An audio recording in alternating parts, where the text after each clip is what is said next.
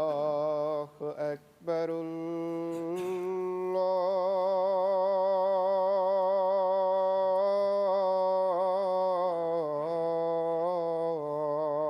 الله أكبر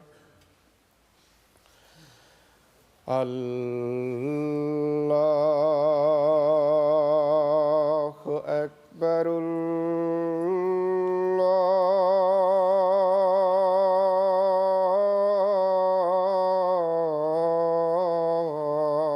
الله أكبر أشهد أن لا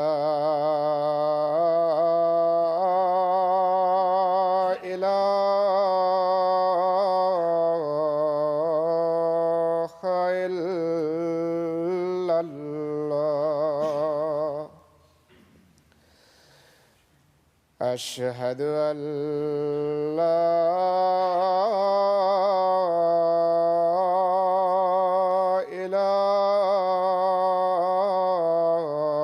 إله إلا الله أشهد أن محمدًا رسول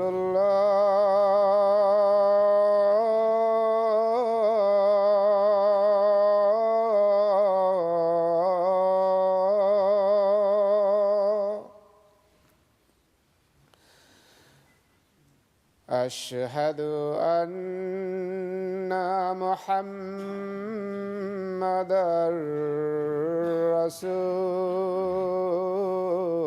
رسول الله حي على الصلاة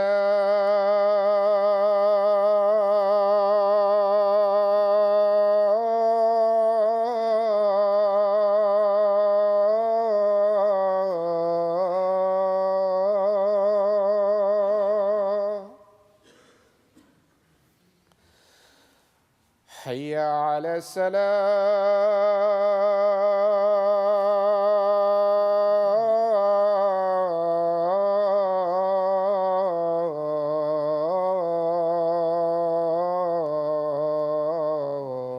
الصلاة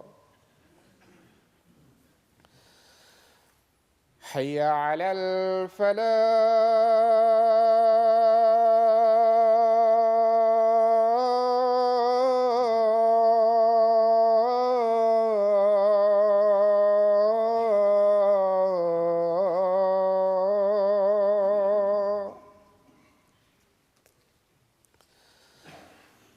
حي على الفلاح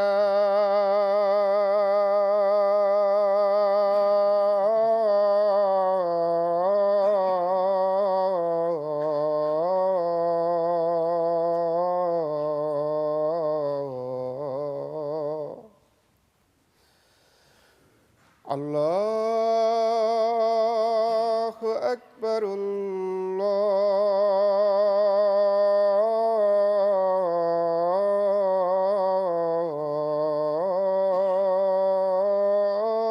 الله أكبر لا إله إلا الله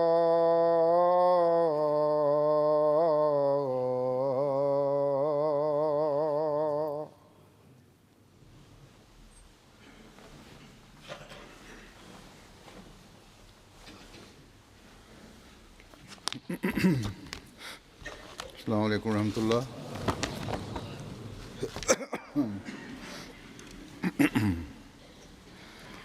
أشهد أن لا إله إلا الله وحده لا شريك له وأشهد أن محمدًا عبده ورسوله أما بعد فأعوذ بالله من الشيطان الرجيم بسم الله الرحمن الحمد لله رب العالمين الرحمن الرحيم مالك يوم الدين إياك نعبد وإياك نستعين اهدنا الصراط المستقيم صراط الذين أنعمت عليهم غير المغضوب عليهم ولا الضالين.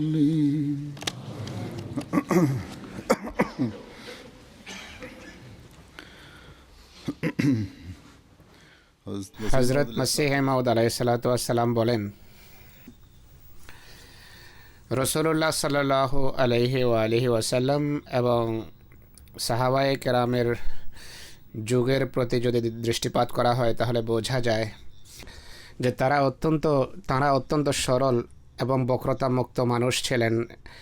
একটা প্লেটকে মেজে যখন পরিষ্কার করা হয়, এরপর যখন এটি ঝালাই করা হয় এবং বার্নিশ করা হয়, তারপর পরিষ্কার সুন্দর খাবার এতে রাখা হয়, তখন যে চিত্র সামনে আসে এই অবস্থায় তাদের ছিল। মানুষ যদি এইভাবে স্বচ্ছ এবং পরিষ্কার হয়ে যায়, নিজেকে বার্নিশ করা প্লেটের মতো সমুজ্জ্বল করে, তাহলে খোদা ঐশী নেয়ামত রূপী খাদ্য তাতে রাখা হয়।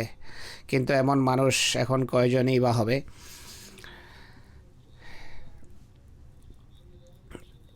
এই রওয়ায়াতের দ্বিতীয় সংস্করণ অন্যত্র আছে।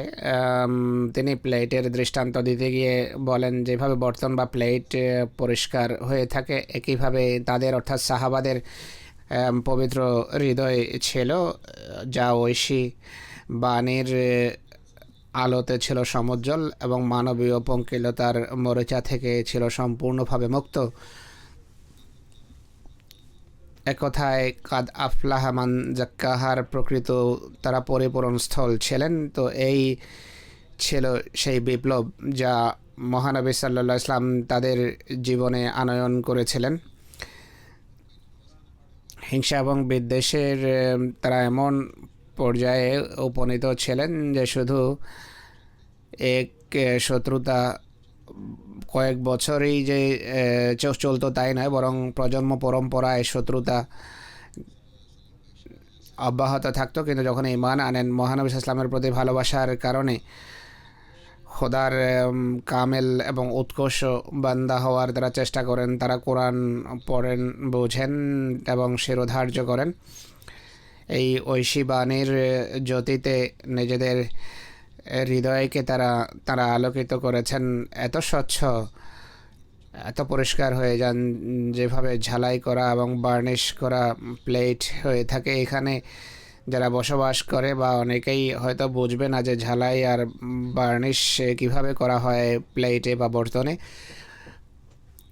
পুরনো যুগে তামা বা ধাতব বর্তন বা প্লেট ব্যবহৃত হতো। কিছুদিন পরপর এই প্লেটগুলোকে ঝালাই করতে হতো বা বার্নিশ করার প্রয়োজন হতো। পাক ভারতে বসবাসকারীরা হয়তো অনুমান করতে পারবেন এটি কি বা কিভাবে ঝালাই করা হয়। বিশেষ করে আমাদের লঙ্গরখানায় যারা কাজ করেন তাদেরও ধারণা আছে, কেননা জলসা চালানোর সময় তাদের ডেগকে ঝালাই এবং বার্নিশ করা হয়। এর জন্য প্রথমে প্লেট আগুনে দেওয়া হয়, এরপর তাতে অ্যামোনিয়া সালফেট লাগানো হয়। এটি মিশিয়ে আগুনে দেয়া হয়, এরপর একটা উজ্জ্বল ধাতু তাতে মলা হয় এবং ময়লা বের করা হলো এর উদ্দেশ্য। এরপর একটা কাপড় দ্বারা ভালোভাবে পলিশ করা হয়। সেই বর্তন এমন উজ্জ্বল হয়ে যায় যেমন রূপার বর্তন হয়ে থাকে। তো এই ব্যাখ্যা করার উদ্দেশ্য হলো, হজরত মসিহ মাউদ আলাইহিস সালাতু ওয়াস সালাম এই যে দৃষ্টান্ত দিয়েছেন, ঝালাই করা বার্নিশ করা বর্তনের এটি কৃত্রিম কোনো চেষ্টা নয়, বরং ভালোভাবে পরিষ্কার করার পর এটিকে আরও উজ্জ্বল করার জন্য আগুনে জ্বালানো হয়। একটা প্রক্রিয়ার মধ্য দিয়ে অতিবাহিত হতে হয় ঔজ্জ্বল্যের জন্য। মসিহ ইসলামের কথার সারাংশ হলো, মানুষ যখন সেই পর্যায়ে মানুষ পৌঁছে বা পৌঁছার ইচ্ছা রাখে, যে পর্যায়ে পৌঁছলে ঐশী বাণীর আলোতে বা জ্যোতিতে সে প্রকৃতপক্ষে জ্যোতির্মণ্ডিত হতে পারে, এর জন্য মানুষকে পরিশ্রম করতে হয়, হাড় ভাঙা পরিশ্রম করতে হয়, শ্রমসাধ্য সময় তাকে অতিবাহিত করতে হয়। তখনই মানুষ সেই সাফল্য বা সফলতা লাভ করে, যার কথা আল্লাহ তাআলা উল্লেখ করেছেন যে অমুক ব্যক্তি সফলতা লাভ করেছে বা আত্মশুদ্ধি সে অর্জনে সক্ষম হয়েছে। যদি মানুষ আত্মশুদ্ধির চেষ্টা করে সে বা আত্মশুদ্ধি যদি তার লক্ষ্য হয়, এর জন্য তাকে পরিশ্রম করতে হয়। এই যুগে শেষ যুগের জামাতকে প্রথম যুগের সাহাবাদের জামাতের সাথে মিলিত করার জন্য হজরত মসিহ ইসলাম প্রেরিত হয়েছেন। আর তার প্রেরিত হওয়ার উদ্দেশ্য হলো মরিচাগ্রস্ত হৃদয়কে পরিষ্কার করে স্বচ্ছ করে এই সমস্ত বর্তনকে ঐশী জ্যোতিতে আলোকিত করা। তার সাহাবাদের যাকেই আমরা দেখি তাদের জীবনে আমরা এমন দৃষ্টান্ত দেখতে পাই, তাদের হৃদয়ে ছিল আলোতে পরিপূর্ণ এবং সমৃদ্ধ, এবং তাকওয়া আর খোদাভীতির ভিত্তিতে তারা জীবন যাপন করেছেন। আর এমন কর্মের মাধ্যমেই খোদার নৈকট্য আমরা পেতে পারি বা আত্মশুদ্ধি সম্ভব। এই বিষয়টি ব্যাখ্যা করতে গিয়ে হযরত মসিহ ইসলাম অন্যত্র বলেন, আত্মশুদ্ধি কাকে বলে তা তোমাদের বোঝা উচিত। স্মরণ রেখো যে আল্লাহর অধিকার এবং মানুষের অধিকার প্রদানের জন্য এক মুসলমানকে সবসময় প্রস্তুত থাকা উচিত। আল্লাহ তাআলার পবিত্র সত্তা এবং গুণাবলীর ক্ষেত্রে আল্লাহ তাআলাকে এক মনে করার মৌখিক স্বীকারোক্তির পাশাপাশি ব্যবহারিকভাবেও তার স্বাক্ষর রাখতে হবে, আর একইভাবে তার সৃষ্টির প্রতি সহানুভূতি এবং কোমল ব্যবহার করতে হবে। আর ভাইদের সাথে কোনো প্রকারের হিংসা বিদ্বেষ রাখা উচিত নয়, আর পরচর্চা থেকে সম্পূর্ণভাবে দূরে থাকা উচিত। হযরত মসিহ ইসলাম আরও বলছেন যে আল্লাহ তাআলা বলেন, তোমরা পরস্পর এক দেহের ন্যায় হয়ে যাও। যখন এমন হবে তখনই বলতে পারবো যে তোমাদের আত্মশুদ্ধি লাভ হয়েছে। তিনি বলেন যে পৃথিবীতে মানুষ যে জান্নাত লাভ করে, কাদ আফলাহা মান জাক্কাহার উপর আমলের ফলেই তা লাভ হয়। মানুষ যখন ইবাদতের প্রকৃত তত্ত্ব এবং মর্ম বুঝে বা ইবাদতের স্বাদ পায়, তখন আল্লাহ তাআলার প্রকৃত নেয়ামত এবং পুরস্কারের ধারা সূচিত হয়। আর যে সমস্ত নেয়ামত বা পুরস্কার মৃত্যুর পর প্রকাশ্যে মানুষ লাভ করবে, তা এই পৃথিবীতে সে আধ্যাত্মিকভাবে পায়। অর্থাৎ মৃত্যুর পর যে সমস্ত নেয়ামত বাহ্যত মানুষ লাভ করবে, তা এই পৃথিবীতে আধ্যাত্মিকভাবে মুমিন লাভ করে। আর এই মহান উদ্দেশ্য সাধনের জন্য এই যুগে হযরত মসিহ মাউদ আলাইহিস সালাতু ওয়াস সালাম এসেছেন। অর্থাৎ মানুষের মাঝে পবিত্র পরিবর্তন আনয়নের উদ্দেশ্যে তিনি এসেছেন, তার ভিতর যেন সে নেয়ামত লাভ করতে পারে। আল্লাহ তাআলা সকল আহমদীকে এই মূল বিষয়কে বোঝার তৌফিক দেন। সৌভাগ্যবান তারা যারা এই প্রকৃত সত্যকে বুঝেছেন এবং আত্মশুদ্ধির চেষ্টা করেছেন আর খোদার নৈকট্য প্রাপ্ত হয়েছেন। আমি যেভাবে বলেছি যে হযরত মসিহ মাউদ আলাইহিস সালাতু ওয়াস সালামের সাহাবারা মহানবী হজরত মোহাম্মদ ইসলামের সাহাবাদের পদাঙ্ক অনুসরণে নিজেদের জীবনে অসাধারণ পরিবর্তন আনয়ন করেছেন এবং নিজেদের ভবিষ্যৎ প্রজন্মের মাঝেও সেই ধারা অব্যাহত রাখার চেষ্টা করেছেন। সৌভাগ্যবান সেই সমস্ত প্রজন্ম যারা এই ধারাবাহিকতাকে অটুট এবং অব্যাহত রেখেছেন।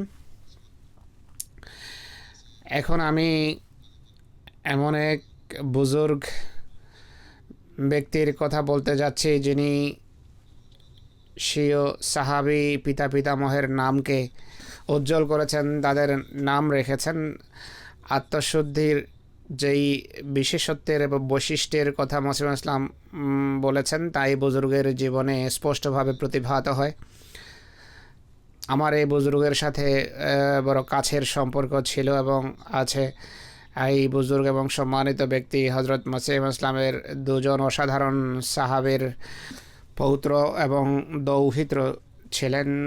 কয়েকদিন পূর্বে তার ইন্তেকাল হয়েছে। তার নাম হলো হজরত সৈয়দ দাউদ মুজাফর শাহ সাহেব।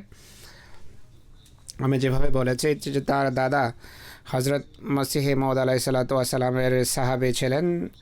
তার নাম হলো হজরত ডক্টর সৈয়দ আব্দুস সত্তার শাহ সাহেব, যিনি পবিত্রতা, তাকওয়া, বিনয় এবং আল্লাহর অধিকার, মানুষের অধিকার প্রদানের এক মহান মানে অধিষ্ঠিত ছিলেন, যার সম্পর্কে হযরত মির্জা বশির আহমদ সাহেব একটি রওয়ায়েতে উল্লেখ করেন যে তিনি লেখেন তার সম্পর্কে। হজরত মির্জা বশির আহমদ সাহেব রাদিয়াল্লাহু আনহু তার সম্পর্কে লেখেন যে হজরত সৈয়দ আব্দুল সত্তার শাহ সাহেব স্বয়ং আমাকে বলেছেন যে একবার হজরত খলিফা আউয়াল রাদিয়াল্লাহু আনহু মারাত্মকভাবে অসুস্থ ছিলেন। এটি সেই যুগের কথা যখন তিনি হুজুরের ঘরে থাকতেন। হুজুর বকরা সদকা করেন, তখন আমি সেখানে ছিলাম। হুজুর অর্থাৎ ডক্টর আব্দুল সত্তার শাহ সাহেব সেখানে ছিলেন। আমি রাতে হজরত খলিফা আউয়াল রাদিয়াল্লাহু আনহুর সাথেই অবস্থান করি, তাকে ওষুধ দেই। সকালে হজরত মসিহে মওদ আলাইহিসসালাতু ওয়াসসালাম আসেন। হজরত খলিফা আউয়াল রাদিয়াল্লাহু আনহু তাকে বলেন, স্বাস্থ্য কিছুটা তার বহাল হয়। তিনি মসিউদ ইসলামকে বলেন যে হুজুর ডাক্তার সাহেব সারা রাত জাগ্রত ছিলেন, আমার কাছেই অবস্থান করেছেন, ওষুধ যথাসময় আমাকে খাইয়েছেন। হুজুর আলাইহিস সালাম অত্যন্ত আনন্দিত হন এবং বলেন যে আমিও তাকে দেখে ঈর্ষা করি, এটি জান্নাতি বংশ। এবং অনেক শব্দ হযরত মসিউদ ইসলাম প্রশংসাসূচক সেখানে উচ্চারণ করেন। হযরত ডক্টর সৈয়দ আব্দুল সত্তার শাহ সাহেব, যিনি সৈয়দ দাউদ মুজাফর সাহেবের দাদা ছিলেন, তার মাহাত্ম্য এবং ধৈর্যের একটি দৃষ্টান্ত তুলে ধরব, যা পূর্বেও বেশ কয়েকবার বর্ণিত হয়েছে। তিনি এক ব্যক্তিকে তাবলীগ করছিলেন মসজিদে বসে। তখন তিনি সরকারি হাসপাতালে সিভিল সার্জন ছিলেন। এটি সেই যুগে অনেক বড় একটি পদ গণ্য হতো।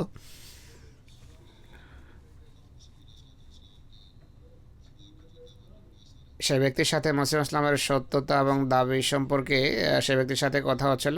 সে ব্যক্তি খেপে যায় এবং একটা মাটির লোটা উঠিয়ে তার দিকে ছুঁড়ে মারে, তার কপালে লাগে, মাথা ফেটে যায় এবং তা থেকে রক্ত ঝরা আরম্ভ হয়। হযরত ডাক্তার সাহেব কিছু না বলেই মাথায় হাত রেখে হাসপাতাল চলে যান, ব্যান্ডেজ করান। ততক্ষণে সে ব্যক্তিও তারও অনুশোচনা হয়, আমি কি করলাম, অনেক বড় সরকারি অফিসার, পুলিশ আসবে এবং আমাকে গ্রেফতার করবে। ভীত এবং ত্রস্ত ছিল, কিন্তু সে দেখলো যে কিছুক্ষণ পর হযরত ডাক্তার সাহেব মাথা ব্যান্ডেজ করে ফিরে আসেন আর সে ব্যক্তিকে বলেন যে আশা করি আপনার রাগ এখন কমে গিয়ে থাকবে, চলুন কথা আবার বলি। সেই ব্যক্তি বলে যে আমার অবস্থা তো পূর্বেই শোচনীয় ছিল, আমি তার কাছে ক্ষমা চাই এবং লজ্জা এবং ভয়ের কারণে অবস্থা ছিল আমার শোচনীয়। এটি ছিল তার ধৈর্যের দৃষ্টান্ত। ক্ষমতা থাকা সত্ত্বেও ডক্টর সাহেব পরম ধৈর্য প্রদর্শন করেন। এই সুমহান আদর্শ সেই ব্যক্তি প্রদর্শন করতে পারে যে নিজের জীবনে এক পাক এবং পবিত্র পরিবর্তন আনে। সত্যিকারের আত্মশুদ্ধি, এটিকে বলা হয়।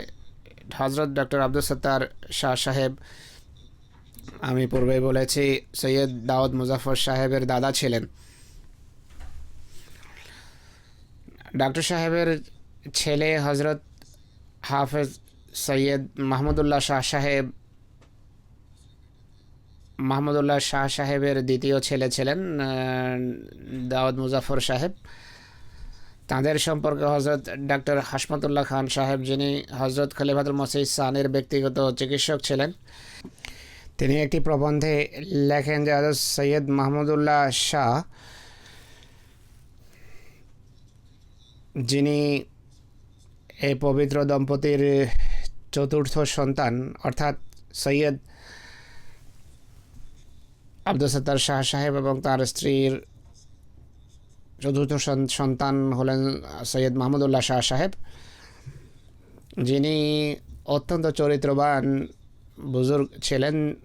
শুধু খোদার সাথে বিশেষ প্রেম এবং ভালোবাসাই রাখেন না, বরং সৃষ্টির প্রতি সহানুভূতি বড় উন্নত মানের তার ভিতর রয়েছে। তার ভালোবাসার গণ্ডি ছিল অত্যন্ত ব্যাপক। বুজুর্গদের সম্মান এবং ছোটদের প্রতি স্নেহ ছিল তার বৈশিষ্ট্য। তার দোয়ার কল্যাণে তার ছেলেও নেক এবং পবিত্র, অর্থাৎ তার উভয় সন্তান, যাদের একজন হলেন হজরত সৈয়দ দাউদ মুজাফর সাহেব, দ্বিতীয়জন হলেন সৈয়দ মাসুদ মুবারক সাহেব।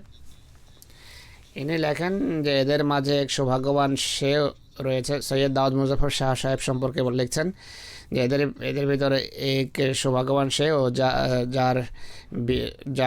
যার সাথে হজরত মুসলিহ মওদ রাদিয়াল্লাহু আনহু তার এক স্নেহের কন্যাকে বিয়ে দিয়েছেন।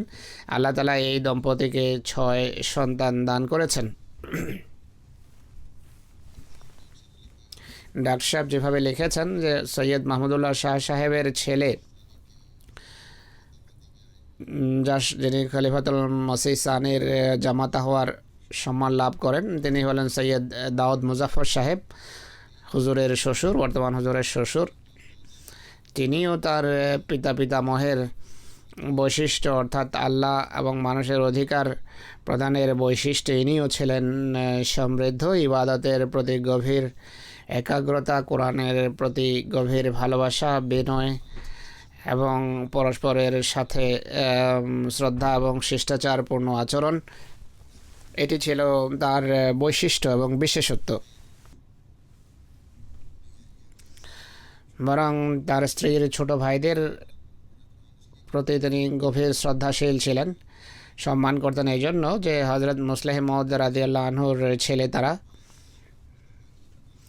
অনেক সময় নিকটাত্মীয়ের গণ্ডিতে এদিক সেদিককার কথা হয়েই থাকে। তিনি যখনই দেখতেন যে পরিস্থিতি নষ্ট হচ্ছে, তখন শুধু স্বীয় মুখ বা কথাকে নিয়ন্ত্রণই করতেন না, বরং ছোটদের সাথে এত শ্রদ্ধার সাথে আচরণ করতেন যে কথা বা বিতর্ক সেখানেই থেমে যেত বা সেখান থেকে তিনি উঠে চলে যেতেন। বরং হুজুর বলছেন, বরং আমি যা দেখেছি তা হলো হজরত মসিহ মওদ আলাইহিস সালাতু ওয়াস সালামের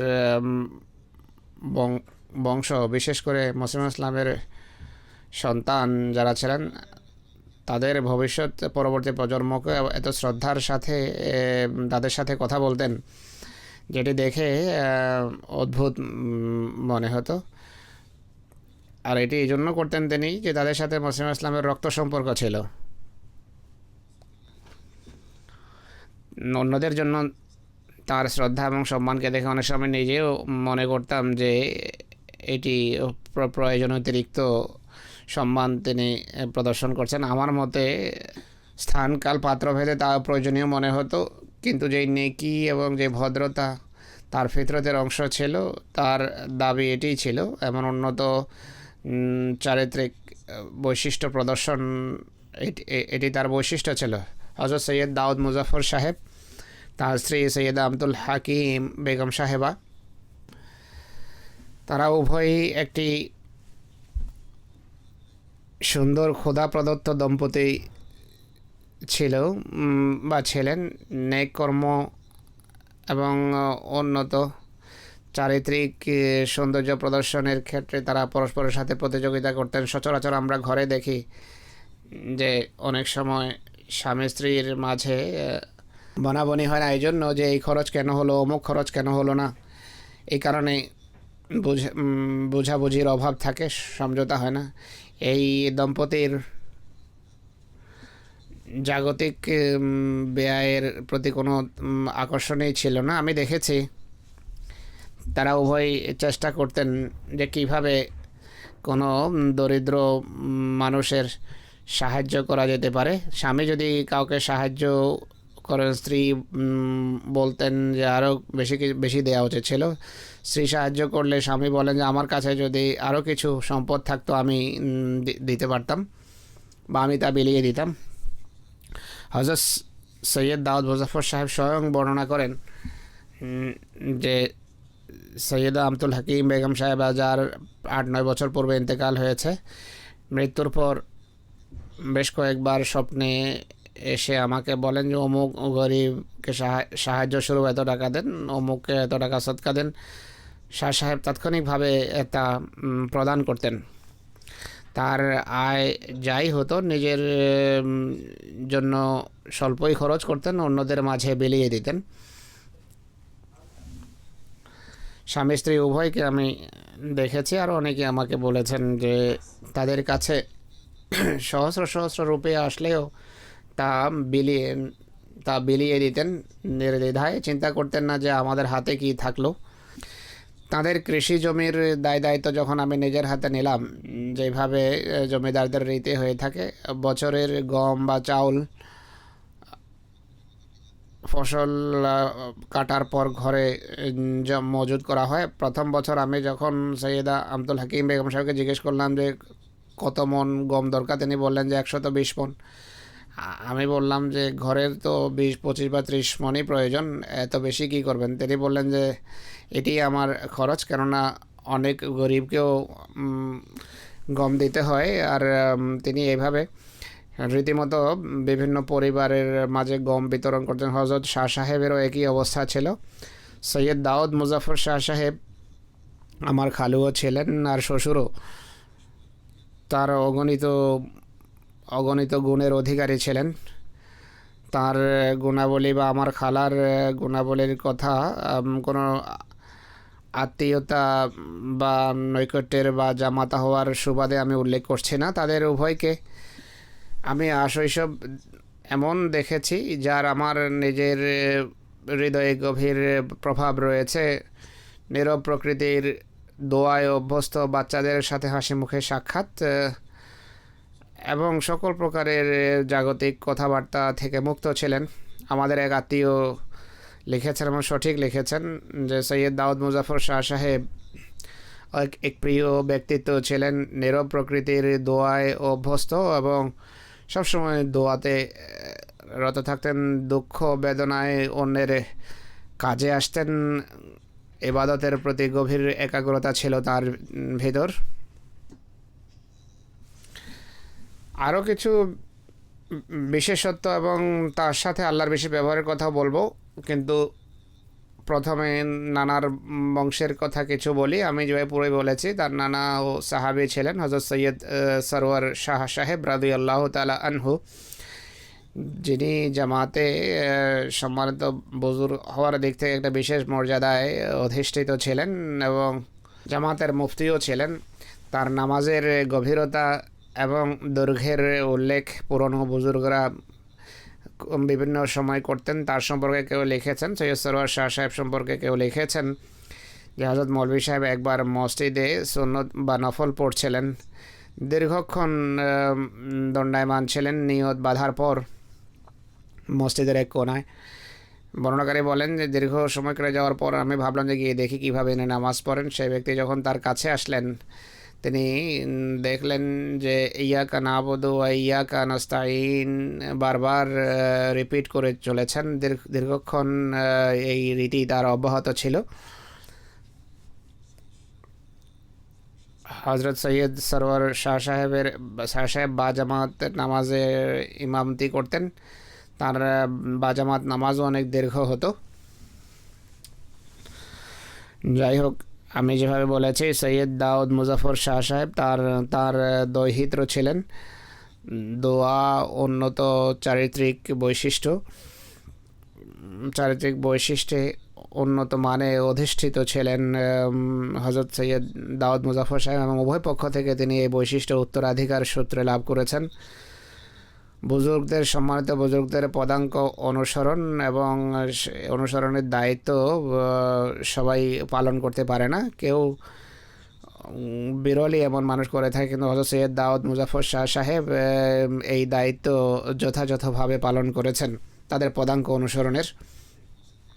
ইনি সেই সমস্ত পবিত্র চেতা লোকদের অন্তর্ভুক্ত ছিলেন যাদের দোয়ার অনুরোধ করলে ততক্ষণ দোয়া করতে থাকতেন যতক্ষণ মানুষ নিজে এসে দোয়ার ফলাফল সম্পর্কে অবহিত না করত। আমি নিজেও জানি আর অন্যরাও লিখেছে যে তিনি প্রায় বলতেন যে মানুষ দোয়ার অনুরোধ করে কিন্তু এরপর বলে না যে সমস্যার সমাধান হয়ে গেছে। বছর বা বেশ কয়েক মাস পর যখন তিনি জানতে পারেন যে আল্লাহ ফজল হয়েছে, কিন্তু অথচ তার দোয়া অব্যাহত থাকতো সেই ব্যক্তির জন্য। কেউ সামান্য তার সেবা করলে, খেদমত করলে তিনি তার প্রতি পরম কৃতজ্ঞতা প্রকাশ করতেন, রীতিমতো নাম নিয়ে তার জন্য দোয়া করতেন। যে সমস্ত ডাক্তাররা তার সেবা করেছেন তাদের জন্য তিনি অনেক দোয়া করতেন। শ্রদ্ধেয় ডাক্তার নুরি সাহেব রাবোয়া স্থানান্তরিত হওয়ার পূর্বেও যখনই রাবোয়া আসতেন, হযরত সৈয়দ দাউদ মুজাফর শাহ সাহেবকে দেখার জন্য যদি তাকে ডাকা হতো, তার পরিচর্যার জন্য যদি ডাকা হতো বা তার চেক আপের জন্য বললে তিনি এসে অবশ্যই দেখতেন। আর শাহ সাহেবও তার জন্য অনেক দোয়া করতেন। তার দোয়া চিরস্থায়ী হোক ডাক্তার সাহেবের জন্য, কারণ ডাক্তার সাহেব অত্যন্ত কল্যাণকর এক ব্যক্তিত্ব মানুষের জন্য। একইভাবে ডাক্তার আব্দুল খালেক শাহ সাহেব রীতিমতো শাহ সাহেবের চিকিৎসার জন্য আসতেন। হযরত সৈয়দ দাউদ মুজাফর শাহ সাহেব দীর্ঘদিন থেকে হৃদরোগে ভুগছিলেন। অনেক সময় তার স্বাস্থ্য বেশি খারাপ হয়ে গেলে ডাকতে হতো। ডক্টর খালেক সাহেব তাৎক্ষণিকভাবে পৌঁছতেন। ডক্টর খালেক সাহেব আমাকে লিখেছেন যে যখনই আমি তার অসুস্থতার সময় যেতাম বা হাসপাতালে যখন তিনি ভর্তি হতেন, সবসময় তিনি ডাক্তার সাহেবকে বলতেন যে ডাক্তার সাহেব দোয়া করুন। এমন সময় যেন কখনো না আসে যখন আমি দোয়া এবং ইবাদত থেকে বঞ্চিত হয়ে যাব, আর আমার পরিণাম যেন শুভ হয়। আল্লাহ তাআলা অপার অনুগ্রহে তার পরিণাম শুভ হওয়ার এনজাম বিল খায়েরের সংক্রান্ত কিছু স্বপ্ন অনেকে দেখিয়েছেন। তার এক ভাতিজা দেখেছেন যে হযরত খলিফাতুল মসিহ রাবে কিছুদিন পূর্বে এসেছেন এবং সৈয়দ দাউদ মুজাফর সাহেবকে সাথে নিয়ে যান। তিনি নিজেও এক দীর্ঘ স্বপ্ন দেখেন। সারাংশ হলো তিনি দেখেছেন দ্বিতীয় খলিফা রাদিয়াল্লাহু আনহু একটা বিশেষ চেয়ার তার জন্য নির্ধারণ করেন। এক মহিলা যিনি তাকে বেশি জানতেন না, তিনি দেখেন যে তার স্বপ্নে সেই মহিলার হৃদয়ে এই ধারণা সঞ্চার করা হয় যে শাহ সাহেব অনেক বড় একজন পাক বুজুর্গ মানুষ, এমন একজন বুজুর্গ যার খোদার সন্নিধানে বিশেষ পদমর্যাদা রয়েছে। শাহ সাহেব নিজেও স্বপ্নে দেখেন একবার যে তাঁর স্ত্রী সৈয়দা আব্দুল হাকিম বেগম সাহেবা এক প্রশংসনীয় সুন্দর জায়গায় আছেন এবং আনন্দিত তিনি সেখানে। তিনি তাকে বলেন যে আপনিও আসুন। তখন কোনো ফেরেশতা বা আল্লাহ তাআলা বলেন, এই আওয়াজ আসে যে ইনি এখনও আসবেন না, কেননা এখনও তার কিছু দোয়া করা বাকি আছে। দোয়া এবং ইবাদতের প্রতি তার গভীর একাগ্রতা তার দাদার তরবিয়তের কারণে সৃষ্টি হয়েছে। নানার সাহচর্যতা লাভ হয়েছে, দাদার কাছে তিনি থাকতেন। আর হযরত সৈয়দ ডক্টর আব্দুল সত্তার শাহ সাহেবের শেষ বয়সে যখন তিনি দুর্বল হয়ে যান, নামাজের জন্য মসজিদে যেতেন না হযরত আব্দুল সত্তার শাহ সাহেব, কিন্তু ঘরে বা জামাত নামাজের তিনি ব্যবস্থা করতেন। হযরত সৈয়দ দাউদ মুজাফর শাহ সাহেবকে নামাজ পড়াতে বলতেন। তখন দাউদ সাহেবের বয়স ছিল 17 বছর। সৈয়দ দাউদ মুজাফর শাহ সাহেব স্বয়ং এই সম্পর্কে তার একটা লেখায় তিনি উল্লেখ করেন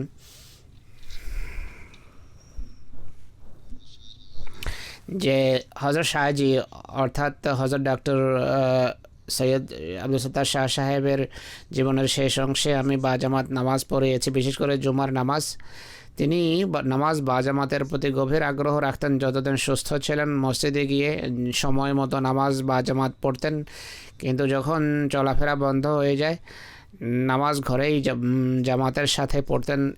এর জন্য মসজিদ সদৃশ একটা উঁচু জায়গা ঘরে নামাজের জন্য নির্ধারণ করেন, আর মসজিদ সদৃশ একটি স্টেজ বাইরে বাগানে তিনি বানিয়েছেন। সেখানে মাগরিবের নামাজ জামাতের সাথে পড়তেন। বাইরের কিছু বন্ধু ওই নামাজে অংশ নিত। মাগরিবের নামাজের পর প্রতিদিন হজরত শাহজি মুসলিম ইসলামের নজম শোনাতেন। শাহ সাহেব লেখেন যে একবার জুমার নামাজ আমি পড়াইনি, মসজিদে আকসাতে চলে যাই জুমা পড়ার জন্য। ফিরে যখন আসলাম শাহ সাহেব খুব রাগান্বিত ছিলেন। বললেন যে তুমি আমাকে নামাজ পড়ালেন, তোমার আব্বা যখন আসবে, আফ্রিকায় ছিলেন তার পিতা, তিনি বলেন তিনি যখন আসবেন অভিযোগ করব। এরপর স্বল্প সময়ের কয়েকদিনের ভিতরেই হজরত সৈয়দ আব্দুল সত্তার শাহ সাহেব ইন্তেকাল করেন। হজরত সৈয়দ দাউদ মুজাফর শাহ সাহেবের সাথে আল্লাহ তালার একটা বিশেষ ব্যবহার ছিল। এই বস্তুবাদী জগৎ তার উদ্দেশ্য ছিল না, তাই আহামরি কোনো আর্থিক স্বাচ্ছন্দ্য ছিল না, আর্থিক সচ্ছলতা ছিল না। যা ছিল তার জন্য আল্লাহর প্রতি কৃতজ্ঞ ছিলেন। আর তা থেকেও গরিব দরিদ্রদের এতটা সাহায্য করতেন যা অধিকাংশ ধনী এবং সম্পদশালীরাও করে না। তার এক পুত্রবধূ যিনি সাথেই থাকতেন, তার সাথে তার ছেলে সোহেবের স্ত্রী, তিনি লেখেন যে যখন কোনো টাকা আসতো শেষ বয়সে দৃষ্টিশক্তি দুর্বল হওয়ার কারণে নিজে লিখতে পারতেন না, হিসাব লিখতে পারতেন না, পুত্রবধূকে দিয়ে হিসাব করাতেন। তিনি বলতেন যে প্রথমে ওসিয়তের টাকা বের করো, এরপর এতিমদের অংশ বের করো, এরপর দরিদ্র ছাত্রছাত্রীদের অংশ বের করো, এরপর দিনহীন রোগী অসুস্থ লোকদের চিকিৎসার জন্য টাকা বের করো, এরপর যদি কিছু টাকা থাকে তা নিজের প্রয়োজনে তিনি প্রয়োজন পূরণের জন্য রাখতেন। আর আমি জানি যে জামাতের অন্য অন্য তাহরিক ওয়াকফে জাদিদ তাহরিকে জাদিদে তিনি স্বতঃস্ফূর্তভাবে উৎসাহ উদ্দীপনার সাথে অংশ নিতেন। তার সন্তানরা বলেন যে অনেকবার এমন হয়েছে যে সন্তানদের জিজ্ঞেস করতেন যে তোমাদের কোনো পেরেশানি আছে কি, অথচ পিতার সামনে তারা কখনো উল্লেখই করতো না। আর আমি যেভাবে বলেছি যে শেষ কয়েক বছর তার দৃষ্টিশক্তি এত দুর্বল হয়ে যায় যে চেহারা দেখে অনুমান করা সম্ভব নয়, চেহারা দেখা সম্ভব ছিল না তার জন্য। তাই দুর্বলতার সংবাদ চেহারা দেখে তিনি পেতেন না, বরং তার ছেলে মাহমুদ লিখেছেন যে অনেক সময় পেরেশানি বা দুশ্চিন্তা হতো, দু একদিন পর আবার জিজ্ঞেস করতেন যে অমুক ব্যক্তির পক্ষ থেকে কোনো কষ্ট পাওনি তো। আর এগুলো এমন কথা হতো যা সত্য বাস্তব, কিন্তু আল্লাহ ছাড়া অন্য কেউ তাকে তা অবহিত করেনি। এর কারণে দোয়ার তাহরিক হতো, যার ফলে সমস্যার সমাধান হয়ে যেত। একইভাবে তার পুত্রবধূ লিখেছেন যে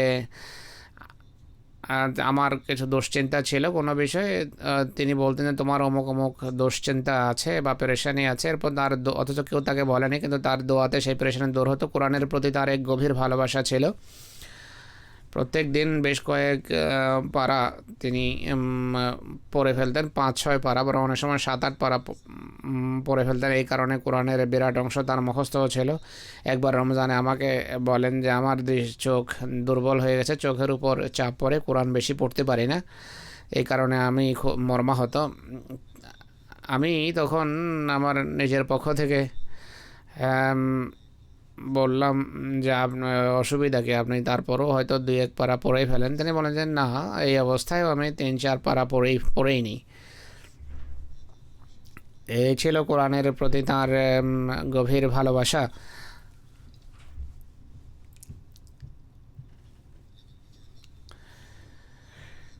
আমি যখন বললাম যে আপনি এতটা পড়ে নেন তাই চিন্তার কি আছে, কিন্তু তিনি এত ব্যাকুল থাকতেন এবং আমাকে বলেন যে রমজানে সবসময় কোরআন পড়তে থাকা উচিত।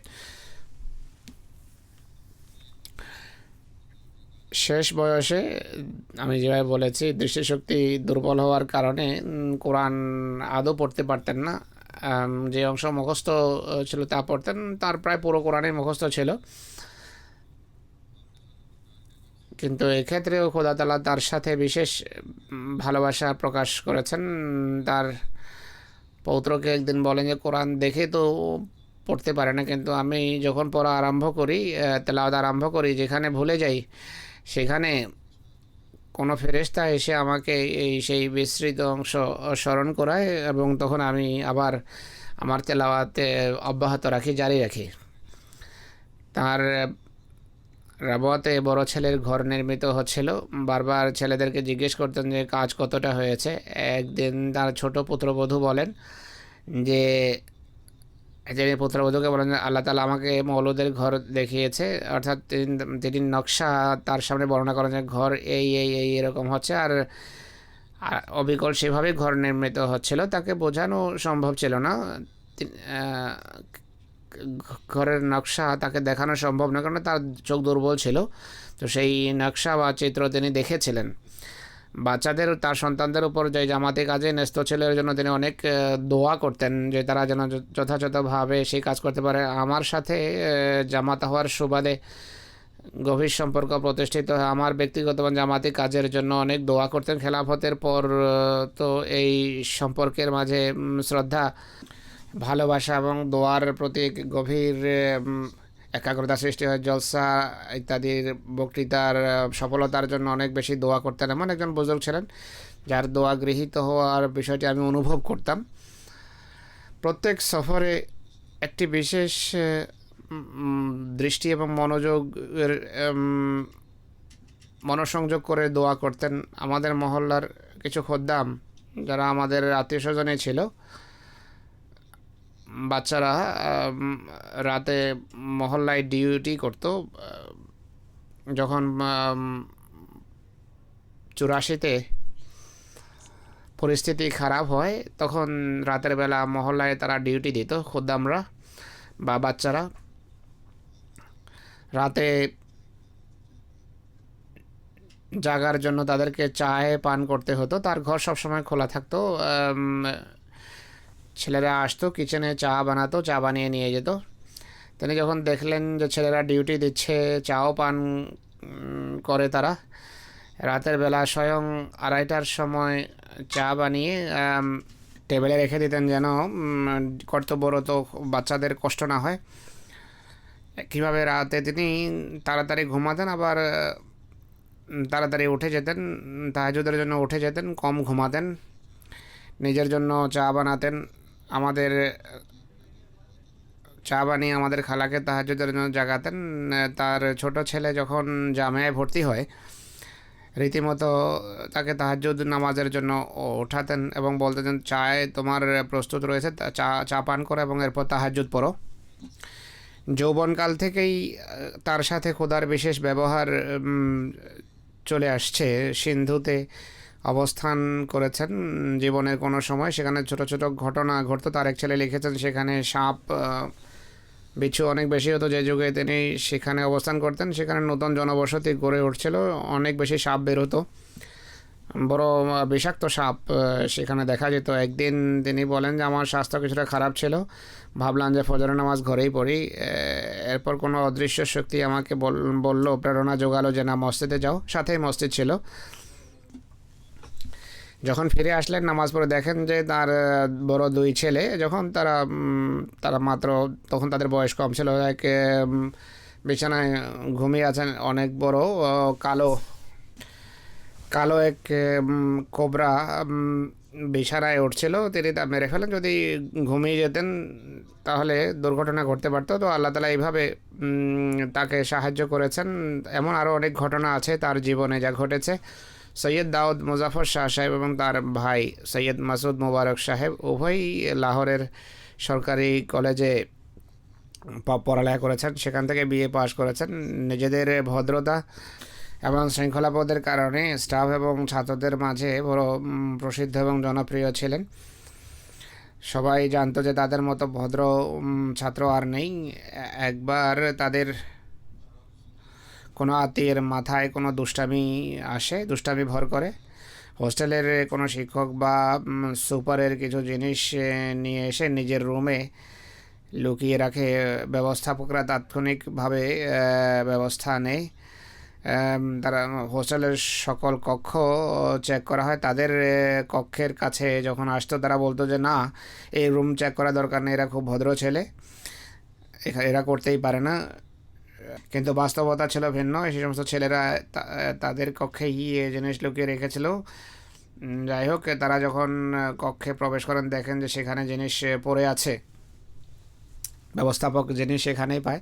তো তারা চিন্তিতও ছিলেন যে সত্য বলতে হবে, কিন্তু একই সাথে এই চিন্তাও ছিল যে সাথীরা শাস্তি পাবে, তাদেরকে শাস্তি থেকে কিভাবে রক্ষা করা যায়। এরপর চেকিং যখন শেষ হয় তারা জিনিস সেখান থেকে উঠিয়ে সুপারের কামরার সামনে রেখে দেন। তিনি বলেন যে প্রশাসন তদন্ত করেনি, নতুবা তাদেরকে সত্য বলতেই হতো। যেই আত্মীয় সম্পর্কে প্রশাসনের সন্দেহ ছিল সে শাস্তি পেত। প্রশাসন এই উভয় ভাইয়ের ভদ্রতার সম্পর্কে নিশ্চিত ছিল যে তারা ভদ্র এবং বিশ্বস্ত। লাহোরের গভর্নমেন্ট কলেজ থেকে বিএ পাশ করার পর হযরত মুসলেহ মওদের তারিখে 1944 সনে জীবন উৎসর্গ করার আবেদনপত্র লেখেন। মুসলেহ মওদকে লেখেন যে আপনাকে আমি বারবার স্বপ্নে দেখছি, তাই জীবন উৎসর্গ করছি। ভাইকেও তিনি জীবন উৎসর্গ করার প্রেরণা যোগান। উভয়ই জীবন উৎসর্গ করেন ধর্মের খেদমতের জন্য। হযরত মুসলেহ মওদ রাদিয়াল্লাহু আনহু এমন সিন্ডিকেটের অধীনে সিন্ধুর জমির দেখাশোনার জন্য পাঠান, সেখানে দীর্ঘকাল অবস্থান করেন। এরপর 82 থেকে 93 পর্যন্ত 13 বছর তাফসীরে কাজ করেন। অফিসে যেতেন, তার উপর ন্যস্ত দায়িত্ব পালন করতেন। অতিরিক্ত কোনো কথা সেখানে বলতেন না। গপ মারার অভ্যাস থাকে অনেকের, তা সে অভ্যাস তার ছিল না।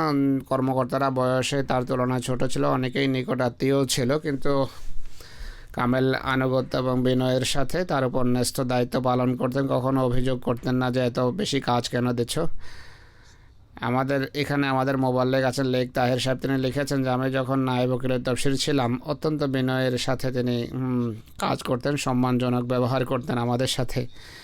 এত বেশি সম্মান প্রদর্শন করতেন যে লজ্জা পেতাম আমি। কখনো এটি বুঝতে পারেননি যে আমি মুসলিম মওদের জামাতা বা দুই খলিফার বোন জামাই। এক নীরব প্রকৃতির দোয়ায় অভ্যস্ত বুজুর্গ ছিলেন। দোয়া করতে করতে অফিসে আসতেন এবং কাজ শেষ করে দোয়ার করতে করতে ফিরে যেতেন। ফেরেশতা প্রকৃতির মানুষ ছিলেন। যার সাথেই তার পরিচয় ছিল সে তার প্রশংসা করে গরিবদের সম্মান এমনভাবে করতেন যেভাবে কোনো ধনী মানুষ সম্মান করে থাকে। কোনো সত্য বিষয়ে ধনীকে দরিদ্রের উপর প্রাধান্য দেননি অনেকেই। খলিফা সানির তার প্রতি বিশ্বাসের কারণে তাকে ক্ষতিগ্রস্ত করার চেষ্টা করেছে অনেকেই, এবং করেছেও।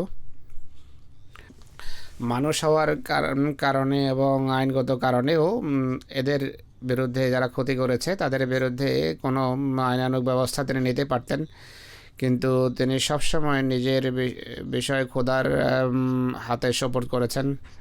আমি সবসময় দেখেছি যে এমন মানুষ যারা তার বিরোধিতা করেছে তারা অবশ্যই ধরা পড়েছে। এরপর তারা হয়তো শাহ সাহেবের কাছে এসে ক্ষমা চাইতো।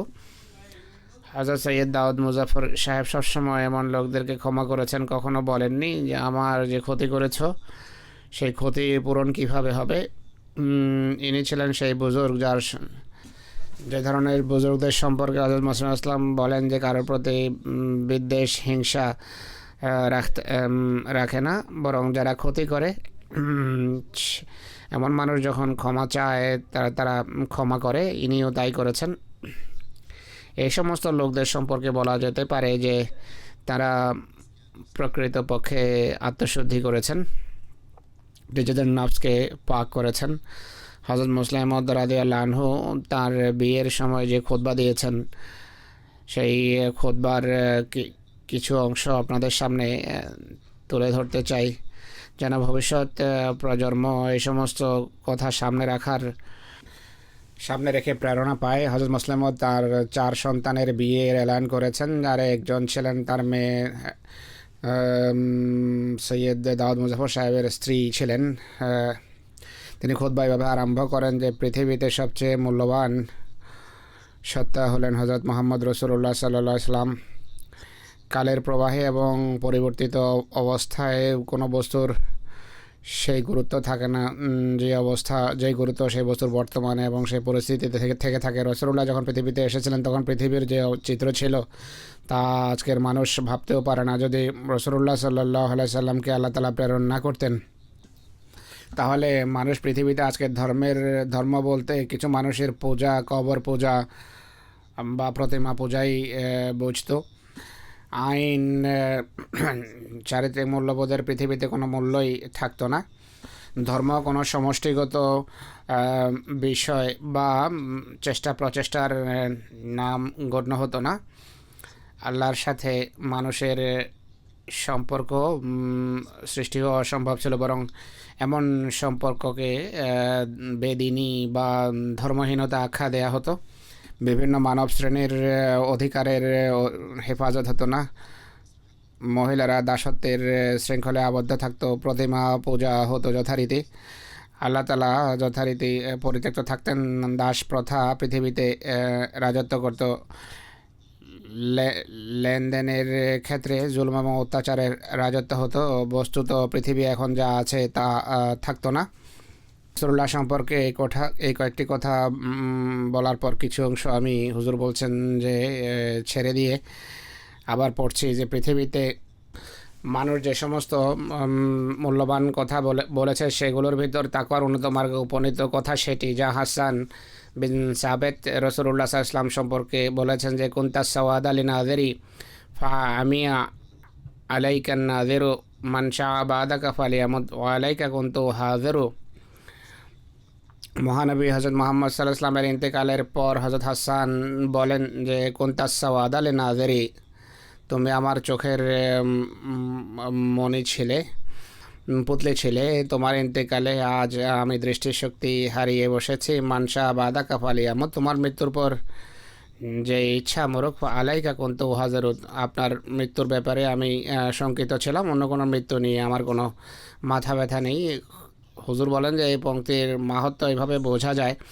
আর যে কথাকে মানুষ চিন্তা করে না, এই কবিতা যিনি বলেছেন তিনি এক অন্ধ ব্যক্তি ছিলেন। যদি কোনো দৃষ্টিবান ব্যক্তি কথা বলতো তাহলে তা হয়তো এক কাব্যিক অভিরুচি বা উন্নত সাহিত্যই গণ্য হতো, কিন্তু এই পংক্তি কবির মুখ থেকে নিঃসৃত হওয়ার কারণে এর গুরুত্ব সম্পূর্ণভাবে বদলে যাওয়া।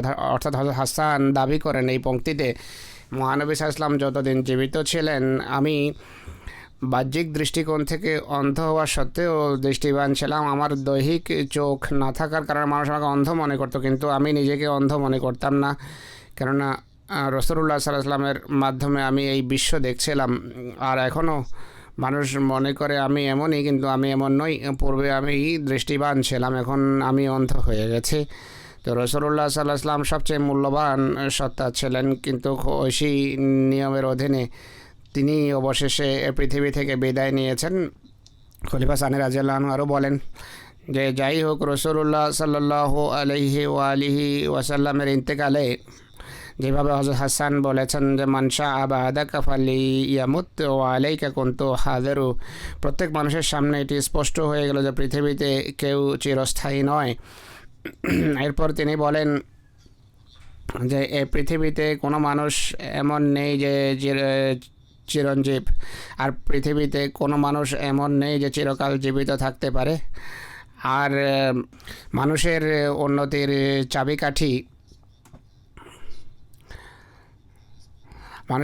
চাবিকাঠি হলো বিদায়ী ব্যক্তিদের স্থলাভিষিক্ত কেউ যেন সৃষ্টি হয়। যদি প্রয়াত লোকদের স্থলাভিষিক্ত কেউ হয় তাহলে প্রয়াতদের বেদনা দূর হয়ে যায়। মানুষ যদি মনে করে আমাদের স্রষ্টার সন্তুষ্টি এতেই নিহিত, এমন ক্ষেত্রে হাউতাসের কোনো কারণ আর থাকে না। এটি যুক্তি বিরোধী এবং এটি বিবেক পরিপন্থী। তিনি একটি ঘটনা বর্ণনা করতে গিয়ে আবার বলেন যে এক আব্বাসী বাদশার ঘটনা বর্ণনা করেন। একবার একজন আব্বাসী বাদশাহ অনেক বড় আলেমের সাথে সাক্ষাৎ করতে যান, গিয়ে দেখেন যে তিনি তার ছাত্রদের পড়াচ্ছিলেন। বাদশাহ বললেন যে তোমার কোনো ছাত্র বা শিষ্য আমাকে দেখাও, আমি তার পরীক্ষা নিতে চাই। তিনি এক শিষ্য তাকে পাঠান। বাদশাহ কয়েকটা প্রশ্ন করে, সে অত্যন্ত উন্নত উত্তর দেয়। এটি শুনে বাদশাহ বলেন, মা মাতা মান খাল্লাফা মিসলাকা, যে ব্যক্তি তোমার মতো স্থলাভিষিক্ত রেখে গেছে সে কখনো মরতে পারে না, সে অমর। কেমন তার শিক্ষাকে পৃথিবীতে জীবিত রাখার কেউ আছে? মানুষের অস্থি এবং মাংস চর্ম কোনো অর্থই রাখে না। চোরের মাংস চর্ম এবং পুণ্যবানের মাংস চর্মের ভিতরে কোনো পার্থক্য নেই। এক চোরের হাড় এবং পুণ্যবানের হাড়ও একই রকম। এক পুণ্যবানের রক্ত যেমন পাপাচারের রক্ত তেমনই। পার্থক্য হলো এর চরিত্র মন্দ আর ওর চরিত্র অত্যন্ত উন্নত মানের। অর্থাৎ চোরের চরিত্র ঘৃণ্য, পুণ্যবানের চরিত্র অত্যন্ত উন্নত মানের। এর ভিতর আধ্যাত্মিকতা নেই আর অপর ব্যক্তির প্রতি উন্নত মানের আধ্যাত্মিকতা আছে। অতএব এর আধ্যাত্মিকতা এবং উন্নত চরিত্র যদি অন্যের ভিতর সঞ্চালিত হয় তাহলে সে মরতে পারে না। অতএব পরম সফলতা হলো মানুষের ইন্তেকালের পর তার ভালো স্থলাভিষিক্ত জীবিত থাকা। উন্নত জাতি এর জন্য চেষ্টা করে, আর এইটি যদি জাতি অর্জন করে তাহলে এটি অনেক বড় একটি পুরস্কার। আজ পর্যন্ত পৃথিবী কখনো এটি অনুভব করেন যে সমস্ত সফলতা বিজয়ের ভিতর নয়, বরং ভবিষ্যৎ প্রজন্মের মাঝে। যে জাতির ভবিষ্যৎ প্রজন্ম উন্নত মানের সেই সমস্ত জাতি কখনো মারা যায় না, বরং জীবিত থাকে। সেই জাতি মারা যায় না, বরং জীবিত থাকে। যদি ভবিষ্যৎ প্রজন্ম উন্নত না হয় তাহলে তাদের সমস্ত বিজয় অর্থহীন এবং বৃথা। এরপর তিনি বলেন, অতএব জাতিগত উন্নতি তাদের ভবিষ্যৎ প্রজন্মের উন্নতির উপর নির্ভর করে। তাই আমাদের এই কথার উপর জোর দেওয়া উচিত যে ভবিষ্যৎ প্রজন্মের মাঝে যেন আমরা ভালো স্থলাভিষিক্ত রেখে যেতে পারি। কেননা ইসলামের উন্নতি, যারা ইসলামের উন্নতি এবং ইসলামের ভবিষ্যতের নিশ্চয়তার বিধান করবে। সবচেয়ে এটি নিকাহ সম্পর্কে খুতবা দিচ্ছেন তো বলছেন যে এটি লাভ করা যায় বিয়ের মাধ্যমে, আর বিয়ের ফলে নতুন প্রজন্ম সামনে আসে। তাই বিয়ে এবং নিকাহ মানব জীবনের সবচেয়ে গুরুত্বপূর্ণ কাজ। এই কারণেই রাসূলুল্লাহ সাল্লাল্লাহু আলাইহি ওয়াসাল্লাম বিয়ে বা নিকাহ সম্পর্কে ইস্তেখারা করার চিন্তা ভাবনা করার নির্দেশ দিয়েছেন। বিশেষ করে যুবক যুবতী ছেলে মেয়েদের এবং পরিবারকে এটি নিয়ে ভাবা উচিত। বিয়ে সম্পর্কে ইস্তেখারা করা, ভেবে চিনতে সিদ্ধান্ত করা, কামনা বাসনার বা আবেগের অন্ধ অনুকরণ করতে তিনি নিষেধ করেছেন। তিনি বলেন যে নিকাহ বা বিয়ের মূল উদ্দেশ্য হওয়া উচিত নেক এবং ত্যাগী প্রজন্ম যেন জন্ম নেয়। তিনি বলেন সমস্ত অশান্তির মূল কারণ হলো আওলাদকে প্রাধান্য দেওয়া হয়, তার অযৌক্তিক কথাকে প্রাধান্য দেওয়া হয়। এই কারণে ধর্মের প্রকৃত যে প্রাণ বা প্রেরণা তাদের জীবন থেকে মিটে যায়। কোরআনে কারিমে আল্লাহ তাআলা বলেন যে সে ব্যক্তি ধার্মিক নয় যে নিজের সন্তানের অযৌক্তিক কথাকে বেশি গুরুত্ব দেয় এবং ধর্মের অধীনস্থ তাকে করে না। ধার্মিক সে যে সন্তান সন্ততিকে ধর্মের অধীনস্থ রাখে। যে ব্যক্তি নিজের সন্তান সন্ততিকে ধর্মের অধীনস্থ রাখবে সে কখনো নিজ ভবিষ্যৎ প্রজন্মকে ধ্বংস করতে পারে না। কেননা সন্তানের অযৌক্তিক কথাকে প্রশ্রয় দিলে সন্তান ধ্বংস হয়। তিনি বলেন ইসলামী জীবনের সবচেয়ে গুরুত্বপূর্ণ বিষয় হলো নিকাহ বা বিয়ে। যেভাবে বিল্ডিংয়ের জন্য একটা ভিত্তি রাখা হয়, কিন্তু ভিত্তি যদি দৃঢ় না হয় তাহলে বিল্ডিং ধসে পড়বে। একইভাবে যদি ভেবে চিনতে এবং দোয়ার ভিত্তিতে বিয়ের সিদ্ধান্ত না হয় তাহলে বিয়েও ধ্বংসের কারণ হতে পারে। এক কথায় যে বিষয়টি আনন্দের কারণ, সত্যিকার অর্থে সেটি বিপদ ডেকে আনার কারণ হতে পারে। তিনি আরও বলেন যে আমি আমার বাচ্চাদের বিয়ের সময় কখনো এই বিষয়টিকে প্রাধান্য দেয়নি যে তাদের বিয়ে সম্পদশালী পরিবারে হবে। আমি সবসময় জামাতের লোকদেরকে এই নসিহতই করেছি যে জামাতের সদস্যরা সম্পর্ক করার সময় এমন পরিবার সন্ধান করে যারা সম্পদশালী বা সচ্ছল। আমাদের সন্তানদের বিয়ের সময় পরিবার এসেছে, কিন্তু আমরা প্রত্যাখ্যান করেছি যেন আমাদের নিজেদের স্ট্যান্ডার্ড কায়েম থাকে, নিজেদের মান যেন আমরা বজায় রাখতে পারি। সবাইকে এটি দৃষ্টিতে রাখা উচিত, এই হলো নীতি। এই কথা সামনে এসে তাই ভাবলাম যে আমি বলে দেই। আজকাল এমন অনেক সমস্যা আসছে, তাই এটি স্পষ্ট করা আবশ্যক মনে করলাম। আল্লাহ তাআলা করুন হজরত মসিহ মওউদ আলাইহিস সালাতু ওয়াস সালামের পরিবারের সদস্যরা এবং জামাতের সদস্যগণ বিয়ে শাদীর সময় যেন এটি দৃষ্টিতে রাখতে পারে যে আসল বিষয় হলো ধর্ম। এক আহমদীর লক্ষ্য উদ্দেশ্য হলো খোদার সাথে সম্পর্ক স্থাপন এবং ধর্মের সেবা। দুনিয়াকে ধর্মের অধীনস্থ করতে হবে, ধর্মকে জাগতিকতার অধীনস্থ করা যায় না। হযরত মুসলিম মাউদ রাদিয়াল্লাহু আনহু এই কথাই বলেছেন যে এর মাধ্যমেই জাতিগত জীবনের নিশ্চয়তা বিধান করা যায়। যখনই জামাতের কোনো পূর্ণবান ব্যক্তি পৃথিবী থেকে বিদায় নেয়, জামাতের সদস্যদের, বিশেষ করে হযরত মসিহ মাউউদ আলাইহিস সালাতু ওয়াস সালামের পরিবারের সদস্যদের উচিত তাদের এবং পরিবারে যখন কেউ বিদায় নেয় তখন নেকি এবং আল্লাহর সাথে সম্পর্কের বিষয়কে সামনে রেখে একটা নতুন চেতনার সাথে নিজেদের গন্তব্য নির্ধারণ করা উচিত। এই ইহজগৎ বড় সাময়িক, ক্ষণস্থায়ী, শেষ হয়ে যাবে। চিরস্থায়ী বিষয় হলো খোদা তাআলার সন্তুষ্টি। আল্লাহ তাআলা আমাদের সবাইকে এর তৌফিক দান করুন। হযরত সৈয়দ দাউদ মুজাফর সাহেবের 4 সন্তান বিভিন্নভাবে জামাতের খেদমত করছেন। 3 কন্যা, আমার স্ত্রী এবং আরও 2 বোন তার আছেন। উভয়ের বিয়ে হয়েছে ওয়াকফে জিন্দেগির সাথে। আল্লাহ তাআলা করুন তাদের সন্ততি এবং ভবিষ্যৎ প্রজন্ম যেন ধর্মকে দুনিয়ার উপর প্রাধান্য দিতে পারে। 2 ছেলে যদিও ওয়াকফে জিন্দেগি নয়, কিন্তু আল্লাহ তাআলার বিশেষ অনুগ্রহে পিতামাতার তরবিয়ত থেকে অংশ পেয়েছেন, কোনো না কোনোভাবে জামাতের সেবা করবেন ইনশাআল্লাহ। তারা এবং তাদের সকল সন্তান সন্ততি তাদের ভবিষ্যৎ প্রজন্ম যেন খোদার নৈকট্য লাভে সচেষ্ট থাকে, তাদের দোয়া যেন তারা সবসময় পেতে থাকে। একইভাবে আমাদের সকল বুজুর্গদের সন্তান সন্ততি, সাহাবাদের সন্তান সন্ততি যেন সবসময় নিজেদের পিতামহের নেকির প্রতি পুণ্যের দিকে দৃষ্টি রাখে। ভবিষ্যৎ প্রজন্মের পুণ্যের জন্য, নেকির জন্য দোয়া এবং নিজেদের আমলের মাধ্যমে যেন তারা চেষ্টা করে যেতে পারে। আল্লাহ তাআলা আমাদের তৌফিক দেন। নামাজের পর ইনশাআল্লাহ হযরত সৈয়দ দাউদ মুজাফর সাহেবের নামাজের জানাজা গায়েব আমি পড়াবো ইনশাআল্লাহ।